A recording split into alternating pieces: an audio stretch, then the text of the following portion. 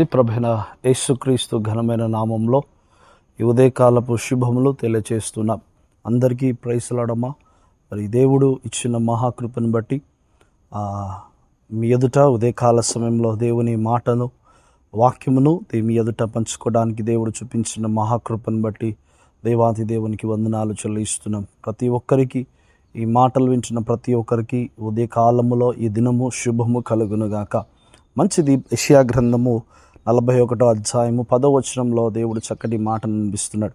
ఈ సంవత్సరంలో ప్రతి క్రైస్తవుడి జీవితంలో ఈ మాటలు వింటున్న ప్రతి మానవుడి జీవితంలో చాలా ప్రాముఖ్యమైన విషయము, చాలా ప్రాముఖ్యమైన తీర్మానముతో ఈ సంవత్సరం అంతా ఉండాలి అని ప్రభుపేట మీ అందరినీ నేను వేడుకుంటున్నాను. ఎందుకు ఈ మాట చెప్తున్నాను అంటే, సంవత్సరాలు గడిచిపోతున్నాయి, దినాలు గడిచిపోతున్నాయి, కానీ కాలాలు గడిచిపోతున్నాయి, కానీ మన జీవితాలలో మార్పు అనేది కలగలేని స్థితిలో మనం ఉంటున్నాం. మన జీవితాలు సంతోషకరముగా, ఆనందకరముగా, దీవెనకరంగా, ఆశీర్వాదకరంగా మారలేని పరిస్థితుల్లో చాలా కుటుంబాలు ఉండిపోతున్నాయి. ఎందుకు ఇటువంటి పరిస్థితి జరుగుతుంది అంటే, దేవుడు యెషయా ప్రవక్త ద్వారా ఒక చక్కటి మాటను జ్ఞాపకం చేస్తున్నాడు. ఏంటంటే, నీవు నా దాసుడవనియు నేను నిన్ను ఉపేక్షింపక ఏర్పరచుకొని ఉంటిని, నేను నీతో చెప్పి ఉన్నాను, నీకు తోడై ఉన్నాను, భయపడకమో, నేను నీ దేవుడై ఉన్నాను, దిగులు పడకమో, నేను నిన్ను బలపరుతును, నీకు సహాయము చేయబడను నేనే, నీతియు నా దక్షిణ హస్తముతో నిన్ను ఆదుకొనును. ఆమేన్. హల్లెలూయా. మంచి మాటను దేవుడు ప్రవక్త ద్వారా దేవుడు తెలియచేస్తున్నాడు. దేవుడు తన దాసులకు నిత్యము తోడుగా ఉంటానని వాగ్దానం చేస్తున్నాడు. దాసులు అనగా దేవుని బిడలు, దేవునితో నివాసించే వారిని దాసులు అంటాం. దేవునితో నివాసము చేసేవారి దాసత్వాన్ని పొందుకుంటాం. మనము దేవుని దాసత్వాన్ని కలిగి జీవించాలి. ఎప్పుడైతే దేవుని దాసత్వము కలిగి మనం జీవిస్తామో అప్పుడు దేవుడు మనకు తోడుగా ఉంటాడు. ఎవరికి దేవుడు తోడుగా ఉంటాడయ్యా? ఎవరికి దేవుడు బలాన్ని ఇస్తాడు? ఎవరిని దేవుడు భయపడద్దు అంటున్నాడు? ఎవరికి దేవుడు సహాయం చేస్తానంటున్నాడు? ఎవరికి దేవుడు నిత్యము చేయూతను అందిస్తానడు? అంటే తన చేతుల మీద నిత్యము దేవుడు కాపాడుతున్నాడు. అసలు ఎవరి గురించి వాగ్దానము రాస్తున్నాడు అంటే, ఎవరైతే దేవుని దాసత్వము కలిగి జీవిస్తారు. దాసత్వంలో ప్రాముఖ్యమైనది అంటే నమ్మకమైన వారిని దేవుడు చూస్తున్నాడు. దాసులు అన్న ఎవరిని పిలుస్తారు అంటే, నమ్మకమైన వారిని దేవుడు పిలుస్తాడు. A faithful person will be always stand behind a person. అంటే విశ్వాసము కలిగి నమ్మకమైన వారికి మెండైన దీవెనలని దేవుని వాక్యం సెలవిస్తుంది. అందుకే దేవుడు ఎవరికి తోడుగా ఉంటారంటే, నమ్మకమైన వారికి దేవుడు తోడుగా. ఎవరికి నమ్మకంగా ఉండాలి? ఎవరికి నమ్మకంగా జీవించాలి? ఎవరికి నమ్మకంగా బ్రతకాలి? నిజముగా ప్రియమైన దేవుని బిడ్డలారా, ఈ సంవత్సరంలో నువ్వు దేవుని సన్నిధిలో చేయాల్సిన ప్రాముఖ్యమైన విషయం ఏంటో తెలుసా? నా దేవునికి నువ్వు నమ్మకంగా ఉండాలి. ఫస్ట్ ఆఫ్ ఆల్ మనం చేయాల్సిన విషయం ఏంటంటే, దేవునికి నమ్మకంగా ఉండాలి. దేవునికి ఎలా నమ్మకంగా ఉండాలి?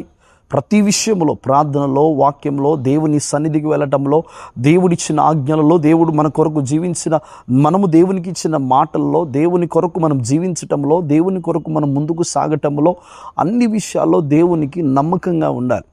మనం అవసరం వచ్చినప్పుడు దేవుని పాదాలు పట్టుకొని, అవసరము తీరిపోయిన తర్వాత విడిచిపెట్టి మనకిష్టానుసారమైన జీవితాన్ని దీవించుకుంటూ, మనము చేసిన ఒప్పందాలు, మనము చేసిన ఒడమలికలన్నీ విడిచిపెట్టి ముందుకు సాగే జీవితాలు మనకొద్దు. ప్రియమైన బిడ్డలారా, కాలము సమీపమై ఉన్నది. మనము చాలా త్వరలోనే దేవుని రాజ్యంలో అతి త్వర సమీపంలో మనము జీవిస్తున్నాం.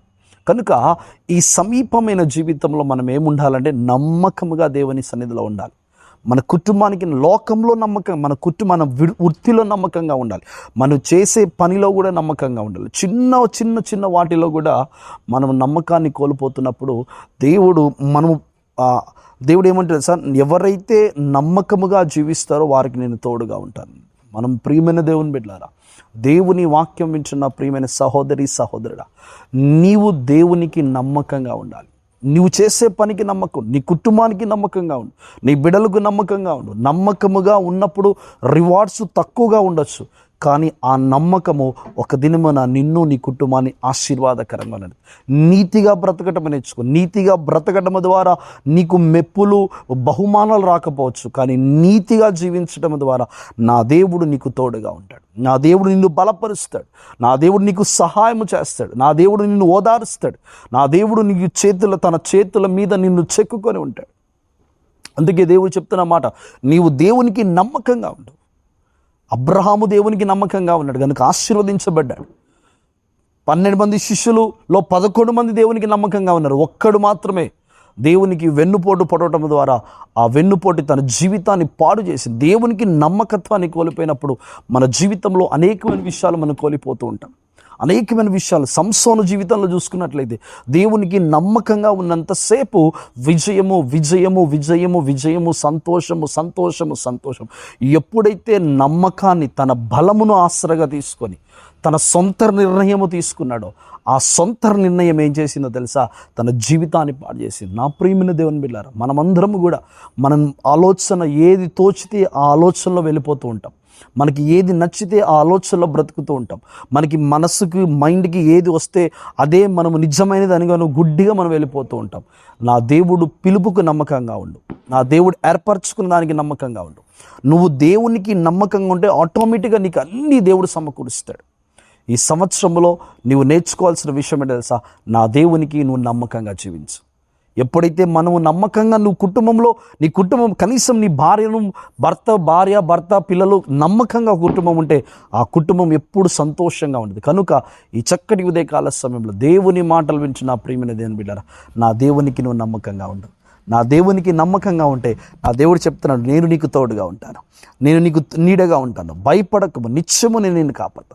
నువ్వు ఆపదల్లో ఉన్నప్పుడు నేను సహాయం చేస్తా, కష్టంలో ఉన్నప్పుడు నీ కన్నీరు తుడుస్తా, నీవు భయపడుతున్నప్పుడు అలజడి జరుగుతున్నప్పుడు నీకు నేను ధైర్యం ఇస్తాను, నీవు పడిపోకుండా తన అరచేతిలో నుంచి నిన్ను చెక్కుకొని ఉంటాను అన్నాడు. కనుక ఈ చక్కటి ఉదయకాల సమయంలో దేవుని మాటలు వింటూ నా ప్రియమైన దేవుని బిడ్డలారా, మనం అందరము నమ్మకంగా దేవునికి జీవిద్దాం. అటువంటి కృపలో మనం బ్రతుకుతాం. దేవునికి ముందుగా దేవునికి నమ్మకంగా ఉండు, నీ కుటుంబానికి నమ్మకంగా ఉండు, నీ పనికి నమ్మకంగా ఉండు, నువ్వు నీకు ఇచ్చిన ప్రణాళిక నీ పిలుపుకి నమ్మకంగా ఉండు. అటువంటి కృపలో నీవు నీ కుటుంబము ఉండాలని ప్రభు పేట వేడుకుంటూ అందరము తలలు వంచుకొని ప్రార్థన చేసుకుందాం. పరిశుద్ధుడా, ప్రేమగల తండ్రికి వందనాలు చెల్లిస్తున్నాను. కృపగలిగిన మా యేసయ్య, ఈ ఉదయకాల సమయంలో ప్రభా ఈ బిడ్డలందరినీ మీరు దీవించండి, ఆశీర్వదించండి, నీ కృపచేత నింపి సహాయం దయచేసి తోడుగా ఉండండి ప్రభా. వారికి ఈ దినమంతా ప్రభా సంతోషముగా సమాధానముగా నీకు నమ్మకమైన బిడ్డలుగా ప్రభా అయాతని మేమందరము జీవించగలిగే కృప దయచేసి అయాతని ఎవరైతే ఈ మాటలు వింటున్నారో వారికి జీవమును ధైర్యమును కృపను అనుగ్రహించి మీరే తోడుగా ఉండమని యేసు నామములో అడిగి వేడుకుంటున్నాము తండ్రి. ఆమేన్. మంచిదమ్మా. దేవుడు మిమ్మల్ని అందరినీ దీవించి ఆశీర్వదించును గాక. ఆమేన్.